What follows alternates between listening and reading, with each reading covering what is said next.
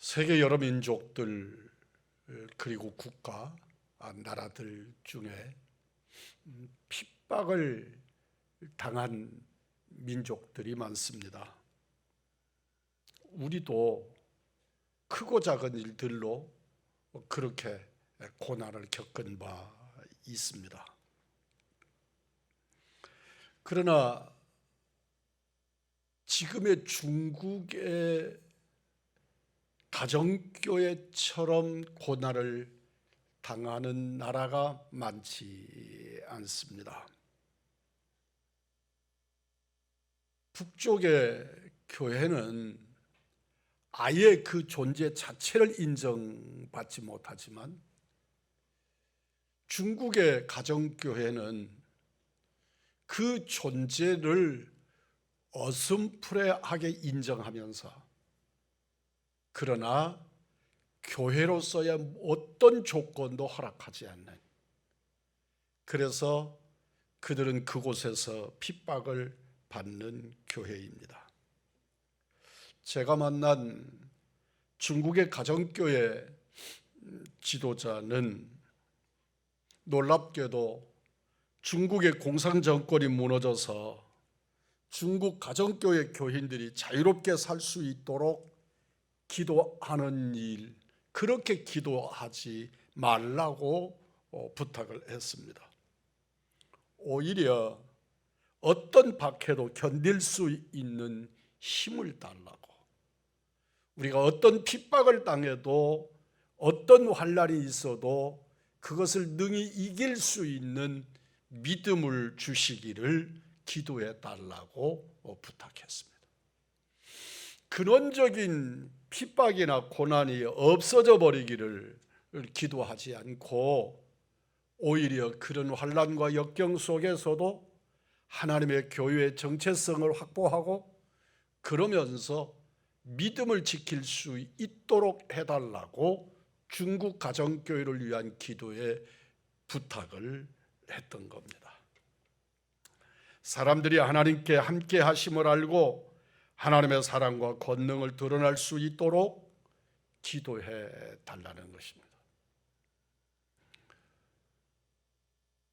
제가 믿어온 교회와 함께한 날, 예수님과 함께해 온 날들을 이렇게 정리해 보면 이 중국교회 지도자의 기도의 부탁이 실감나는 일이고 바람이 있는 일입니다. 우리가 지나치게 자유와 그리고 경제력의 여유가 일어나니까 거룩한 번민이 우리들에게서 사라지고 나를 지키고 인내하겠다고 하는 신앙의 열정이 사라지면서 사람으로서 내가 누릴 영광, 내가 누릴 풍요, 내가 누릴 자유를 먼저 생각하게 되고 결국은 하나님을 떠나는, 그리고 많은 학자들이 하나님 앞에서 어떻게 하면 십자가의 길을 고민하고 번민하는 것이 아니라 학문적이고 철학적인 배경으로 성경을 들여다보기 시작을 하고 많은 성도들이 이보다 더 어떻게 자유를 누릴까, 어떻게 하면 더 풍요로울까, 이런 일에 관심을 두다가 하나님과 결별하고 하나님과 결별까지는 아니라도 하나님과 적당하게 거리를 두는 이런 모습의 형상들을 발견하면서 이 중국의 지하교회 지도자들의 요구가 얼마나 진실한 것인가, 얼마나 인생을 알고 세상을 알고 하는 진실한 것인가를 깨달을 수 있었습니다. 신앙의 힘이란 내가 이 땅에 살면서 얼마나 그 어떤 사람들보다 여유롭고 그렇게 사는 것을 추구하는 것보다 쓰러졌을 때 그리고 쓰러질 것 같은 고난과 역경 속에서 나를 나되도록 다시 부추겨 세우는 힘, 그것이 신앙입니다. 시편 60편을 기록하기 전에 그 앞에 긴 다윗의 교훈을 위하여 지은 이렇게 시작된 메시지가 있습니다. 그 메시지 속에 요압이 돌아와 에돔을 소금골짜기에서 쳐서 12,000명을 죽인 때에 라고 하는 해석이 붙어 있습니다. 12,000명을 죽였습니다.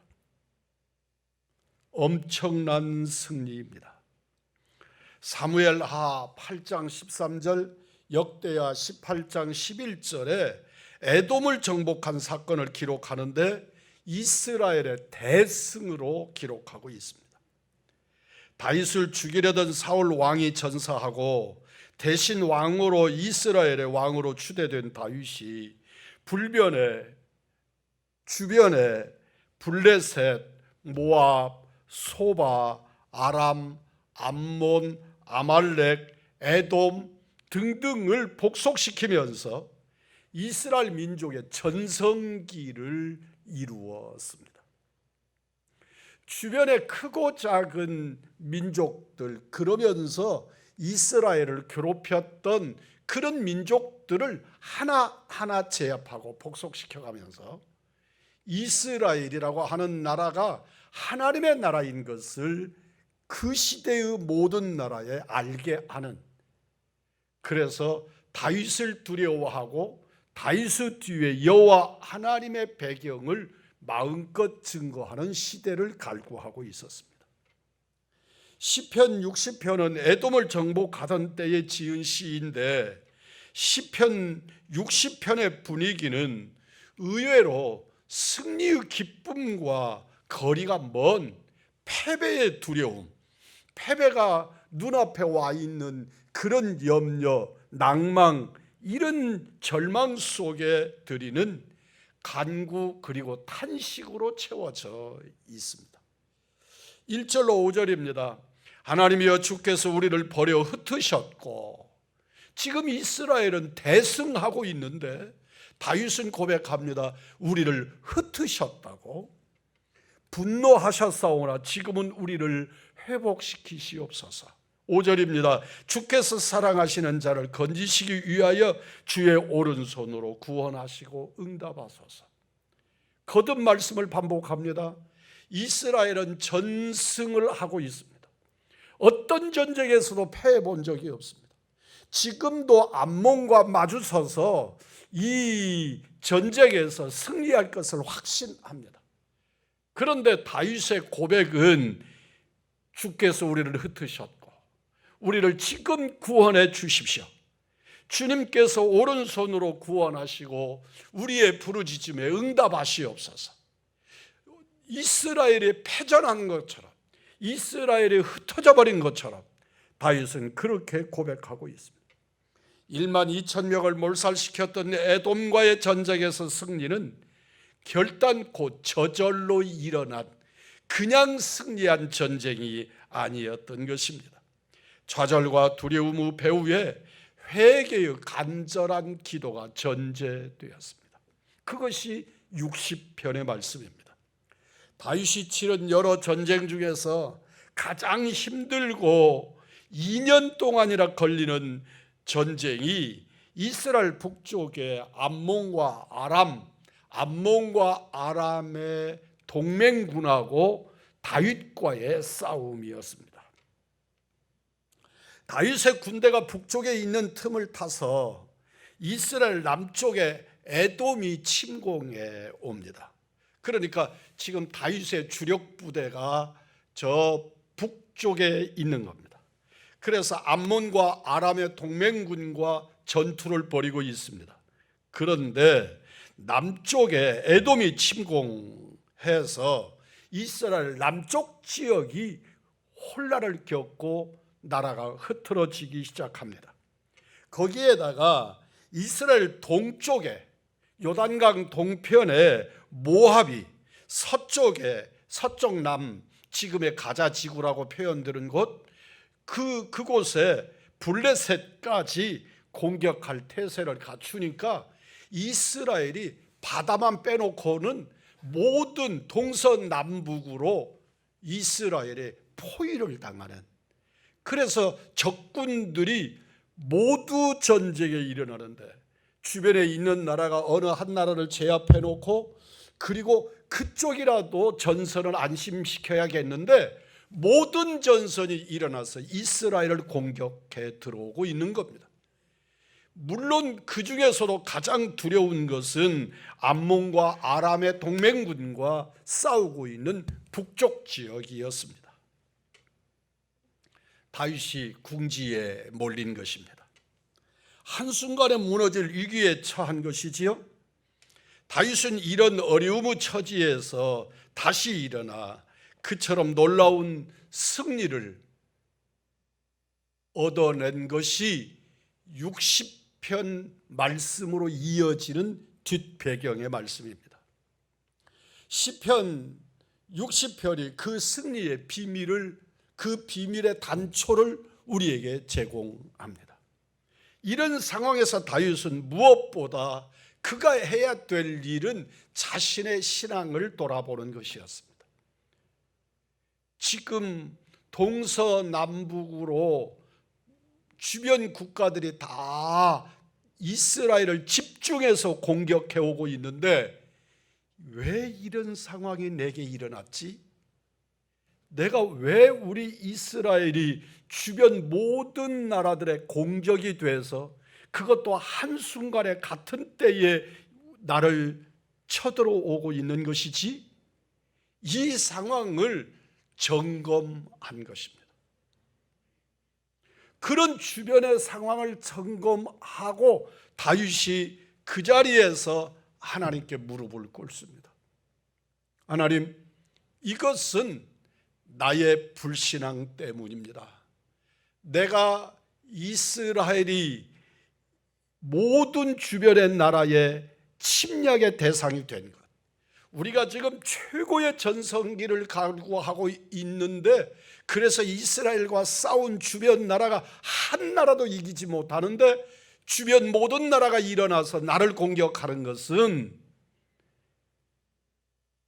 저절로 일어난 그 어떤 일이 아니라 하나님이 내게 행하시는 일입니다. 그리고 다윗은 하나님께 무릎을 꿇습니다. 그리고 회개합니다. 1절로 3절입니다. 하나님이여, 주께서 우리를 버려 흩으셨고 분노하셨사오나 지금 우리를 회복시키소서. 2절, 주께서 땅을 진동시키사 갈라지게 하셨사오니 그 틈을 기우소서. 땅이 흔들림이리이다. 3절, 주께서 주의 백성에게 어려움을 보이시고 비틀거리게 하는 포도주를 우리에게 마시게 하셨나이다. 다윗은 지금 상황이 하나님이 나를 손보시고자 하시는 징계의 상황이라는 것을 다윗이 깨달은 것입니다. 하나님의 징계임을 깨달은 다윗은 에돔의 공격을 두려워하지 않습니다. 주변의 나라들 모압 그리고 블레셋까지 한꺼번에 벌떼처럼 일어난 이 상황을 조금 더 겁내지 않습니다. 지금 주변에 있는 다윗의 주변에 있는 장수들은 이 일을 어떻게 수습할 것인가? 이스라엘의 병력은 한계가 있고 이스라엘의 전선은 북쪽에 집중되어 있는데 동쪽, 남쪽 그리고 심지어 그 해변가의 블레셋까지 한꺼번에 이스라엘을 공격해 들어오고 있는 이 상황에 대해서 어찌하면 좋겠습니까? 이걸 어떻게 대비할까요? 이러는데 다윗은 전혀 그것에 대한 걱정을 하지 않습니다. 이 전쟁은 우리는 이깁니다. 그러나 그 일을 위하여 내가 할 일이 있는데 그것은 하나님께 회개하는 것입니다. 내가 하나님께로 돌아가는 것입니다. 내가 하나님의 말씀으로 되돌아가는 것입니다. 그러면 주께서 이 전쟁은 이기게 하실 뿐만 아니라 이 전쟁을 통해서 오히려 하나님의 영광을 드러낼 것입니다. 하나님의 징계임을 깨달은 다윗은 에돔의 공격을 두려워하지 않고 탄식하거나 낙심하지 않고 허둥대지 않고 인간의 방법을 찾지 않고 오직 철저히 하나님께 회개합니다. 다시 1절입니다. 하나님, 이제는 우리를 회복시켜 주시옵소서. 이제는 그 갈라지고 깨어진 틈을 메워 주시어서 땅이 요동치지 않게 해 주십시오. 다윗에게는 에돔으로 인하여 이스라엘이 망하지 않는다는 확신이 있었습니다. 하나님께서 약속하신 언약의 말씀이 다윗에게 있었기 때문입니다. 6절로 8절입니다. 하나님께서 주님의 거룩한 곳에서 말씀하셨습니다. 내가 기뻐하며 세겜을 나누고 숫꽃 골짜기를 측량할 것이다. 7절, 길르앗이 내 것이고 므낫세도 내 것이며 에브라임은 내 머리의 투구이고 유다는 내 지휘봉이다. 8절, 모압은 내 목통으로 삼고 에돔에는 내 신발을 던지며 블레셋아 나로 말미암아 크게 외치라. 분명히 모압도 에돔도 블레셋도 다 이스라엘에게 붙여주실 것이라고. 너희들은 다 이스라엘 거다. 다윗에게 속한 것이다. 비록 지금은 에돔의 공격으로 휘청거릴 정도로 어렵지만 결단코 이 일로 낭망할 일이 아니다. 하나님께서 왜 이렇게 하시는지 그 이유를 아는 것이 중요했을 뿐입니다. 다윗은 그것을 깨달았고, 깨달은 다윗은 적당하게 마무리 짓지 아니하고 믿음으로 믿고 하나님을 의지합니다. 그리고 하나님께 무릎을 꿇습니다. 9절입니다. 누가 나를 이끌어 이 견고한 성에 들이며 누가 나를 에돔에 인도할까? 다윗이 승전을 거듭하다가 보니까 지금 다윗이 회개할 일이 무엇입니까? 다윗이 내가 회개할 일이다. 이건 나의 문제다. 이건 하나님과 나 사이의 문제다. 하고 무릎을 꿇는데 내가 하나님과의 문제가 된 그것이 무엇이었습니까? 다윗이 전쟁하는 일마다 한 번도 패한 적이 없는 승전만 있는 장수이다 보니까 그 어느 순간에 스스로 전쟁의 영웅이 되어 있었습니다. 나는 전쟁에 패하지 않는다. 이스라엘 백성들이 다윗과 함께 나가기만 하면 이긴다는 승리의 확신이 주어졌습니다. 그러다가 보니까 다윗이 방만해지기 시작했고 그 전쟁은 내가 이긴 전쟁이 되는 것입니다. 다윗이 어느 순간부터 전쟁터에 나가면서 기도하지 않기를 시작했습니다. 그는 어느 순간부터 하나님을 의지하지 아니하고 하나님께 자기를 맡겨드리지 않고 자기 힘으로 전쟁을 치르고 있는 겁니다. 때마다 전쟁에서 승리했지만 그 전쟁에 하나님이 나가지 아니하셨다고 다윗은 본문에서 고백하고 있습니다. 다윗이 승전을 거듭하다가 보니까 어느 순간에 하나님을 의지하지 않고 하나님만을 의지하던 신앙이 흐트러진 것입니다. 당연히 전쟁은 승리하는 것이고 하나님은 나와 함께 가신 것이지 라고 생각한 것입니다. 자신의 능력, 충성스러운 백전노장의 군사들을 믿고 전쟁터로 달려나가면서 그 전쟁에 자기의 힘을, 자기의 능력을 과시했습니다. 다윗은 이 사실을 하나님께 회개하고 있는 겁니다.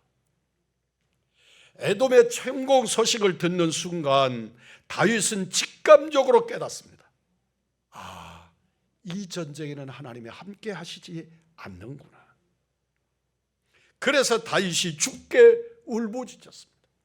전쟁터에 달려나가면서 이 전쟁엔 나만 달려가고 있지, 이스라엘의 군대만 달려가고 있지, 하나님이 함께 가시지 않는구나 하는 사실을 깨닫는 순간에 10절입니다. 하나님이여 주께서 우리 군대와 함께 나가지 아니하시나이다. 하나님께서 다윗의 전쟁에 나가지 않고 계시다는 사실을 깨닫는 순간 다윗은 달리는 말굽을 멈추는 것입니다. 내가 이미 나왔으니까 그렇게 하지 않았습니다. 달려가던 말굽을 멈추고 그는 하나님 앞에 회개하는 일을 이스라엘 백성과 함께 합니다. 다윗은 군사가 아니라 하나님만이 진정한 힘이심을 고백하고 깨닫던 것입니다. 전쟁은 군인들이 하는 것 같아도 그 군인들로 이기게 하시는 이는 하나님이시다. 다윗은 이 선언을 잊어버리지 않고 오늘 이 시간에 말을 달려 전쟁터로 나가다가 깨닫는 것입니다. 이 전쟁에 하나님이 함께 가시지 않는구나. 그는 그곳에서 멈춰서서 주여 나의 흔들림을 멈춰 주십시오. 나의 연약함을 치유하시라고. 오늘 이 본문의 말씀으로 신앙을 고백하고 있는 겁니다. 11절입니다. 우리를 도와 대적을 치게 하소서. 사람의 구원이 헛됨이니이다. 지금껏 주변에 어떤 도움들로 인하여 이겼다고 생각한 것을 회개하면서 사람들의 손길이 아니라 하나님의 능력으로 이기게 해달라고, 하나님의 능력이 나의 승리가 되게 해달라고 하나님 앞에 간구하고 있는 겁니다. 다윗은 다시 일어납니다. 마음이 일어났고 믿음이 일어났습니다. 12절입니다. 우리가 하나님을 의지하고 용감하게 행하리니 그는 우리의 대적을 밟으신 이심이로다. 사랑하는 성도 여러분, 어려울 때, 내가 무너졌을 때 울고만 있거나 원망하고 탄식하고 좌절 낙심하지 마시고 다윗처럼 그 자리에서 이 일의 원인을 찾아내실 수 있는 믿음의 역사가 있기를 주의 이름으로 축복합니다. 그러나 아직 암몬과의 전쟁에서 패하지 않았습니다. 지금 암몬과에 마주 서 있는 겁니다. 그리고 적진을 향하여 지금 진군을 계획하고 있는 겁니다. 그런데 그 순간에 그에게 영적인 힐링이 옵니다. 하나님이 나와 함께 하시지 않는다는 힐링입니다. 이미 양쪽의 군대가 마주 섰고 전투 준비가 끝났습니다. 이 상황에서 하나님이 함께 하시지 않는다고 하는 것이 내 안에 역사되어질 때 많은 사람들이 할 수 있는 일이 무엇입니까? 하나님과의 관계는 나중 일이고 지금 이 전쟁을 이기겠다고 전투를 벌이는 것입니다. 다윗은 멈춥니다. 그 군대들을 뒤로 물립니다. 그리고 하나님을 향하여 부르짖는 것입니다. 사람의 힘을 의지했던 나를 용서해달라. 오늘의 상황을 바라보았던 나를 용서해달라. 지금까지 전쟁터마다 다 승리했던 승리에 취한 나의 모습을 부끄럽게 여기나이다. 사람이 아니라 하나님이 전쟁하시는 줄 믿습니다. 오늘 여러분과 내 삶에도 다윗같이 다시 일어서시는 믿음의 역사, 믿음의 회복이 있기를 주의 이름으로 축복합니다.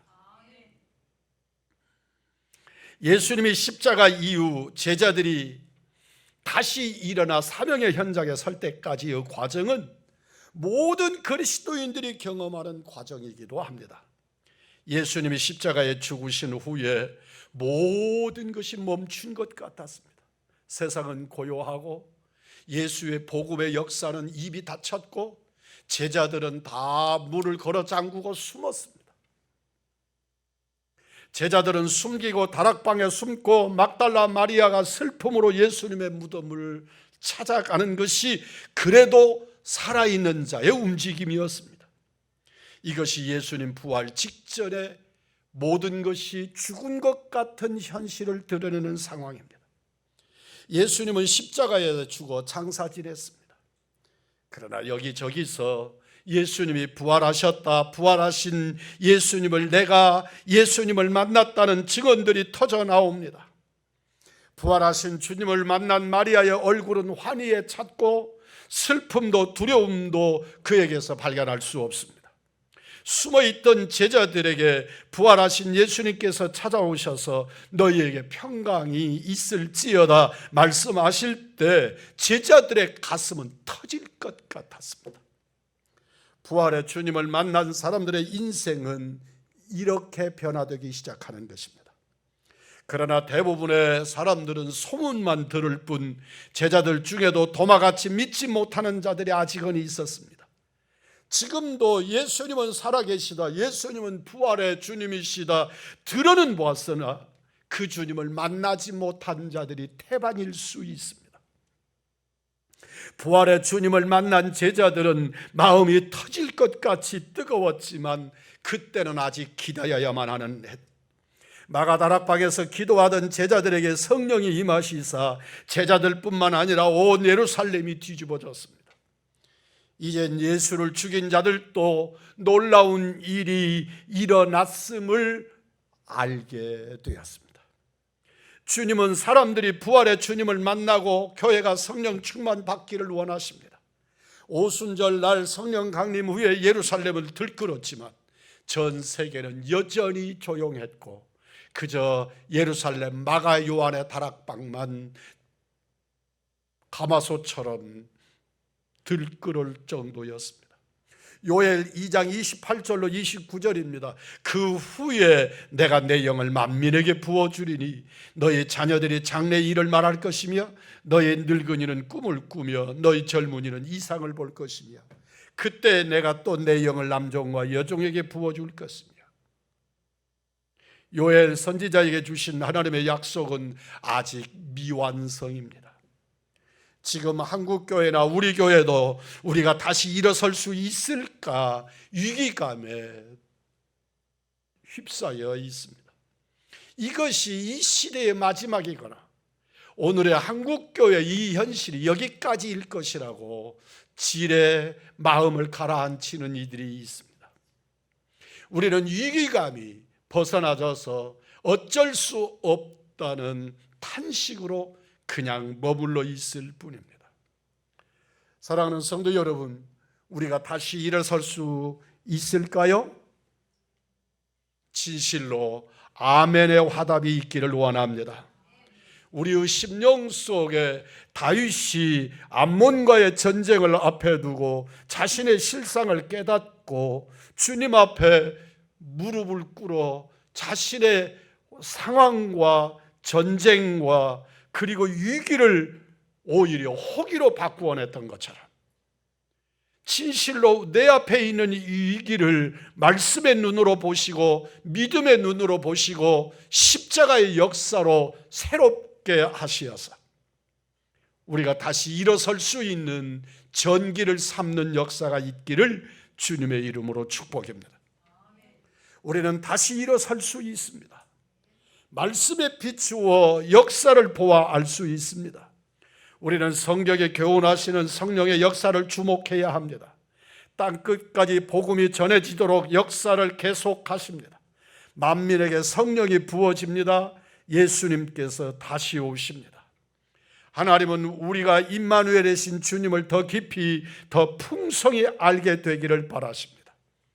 다윗이 에돔과의 전쟁에서 역사적인 승리를 거두기 전에 심히 어려운 처지에 빠졌을 때 하나님께서는 오히려 실패자 다윗을 사용하셔서 주님은 다윗으로 하여금 대승을 거두게 하신 것처럼 고린도전서 1장 27절입니다. 그러나 하나님께서 세상에 미련한 것들을 택하사 지혜 있는 자들을 부끄럽게 하려 하시고 세상에 약한 것들을 택하사 강한 것들을 부끄럽게 하려 하시며 부활하신 예수님께서 그 부끄러움에 빠져있는 제자들에게 다시 사명을 주십니다. 아버지께서 나를 보내신 것 같이 나도 너희를 보내노라. 요한복음 2장 22절은 예수님의 계획입니다. 이 말씀을 하시고 그들을 향하여 숨을 내쉬며 이르시되, 따라서 합니다. 성령을 받으라. 제자들에게 필요한 것은 성령께 순종하는 것입니다. 그들은 실패와 좌절을 통해 성령 받을 준비를 합니다. 내 힘으로가 아니라, 내 결심으로가 아니라, 나는 죽고 예수로 살고 항상 주 예수님을 바라봄으로써 성령님을 사모하고 갈망하고 기다리고 순종하는, 다시 일어나는 우리 의왕중앙의 성도들이 되기를 주의 이름으로 축복합니다. 나를 나보다 더 사랑하시는 분, 그 이름은 예수입니다. 나의 생명이고 나의 주님이고 나의 왕이신 주님이 내 가슴에 살게 하여 주옵소서. 다윗처럼 기도할 수 있기를 원합니다. 다윗처럼 무릎 꿇을 수 있기를 원합니다. 주님이 살고 계시는 내 가슴에 종소리가 울리고 우리의 인생이 바뀔 것입니다. 다윗의 삶도 결코 늘 승리만의 삶을 살지는 못했습니다. 여러 번 파산된 기업가처럼, 회복 불가능한 중병 환자처럼, 모든 것이 끝난 마지막 인생을 살아가는 저 사람처럼 살았을 때, 그러나 회개하고 하나님께서 함께 하시기를 갈망했을 때 하나님께서 응답하셨고 다윗의 승리가 되어 주셨습니다. 어려움이 생기면 하나님께 대화하자는 말씀으로 들으십시오. 허둥대지 말고, 그리고 저항하려 하지 말고 가만히 무릎 꿇고 하나님을 만나십시오. 하나님을 찾으십시오. 두려운 중에 믿음이 생기고 위로가 느껴지고 평안이 나를 찾아올 것입니다. 예수님께서 내 인생 가운데 내게 찾아오신 것입니다. 우리도 다윗처럼 다시 일어설 수 있습니다. 다윗처럼 다시 일어서시는 하나님의 사람, 우리 의왕중앙교회 믿음의 사람들이기를 우리 구주 예수 그리스도의 이름으로 축복합니다.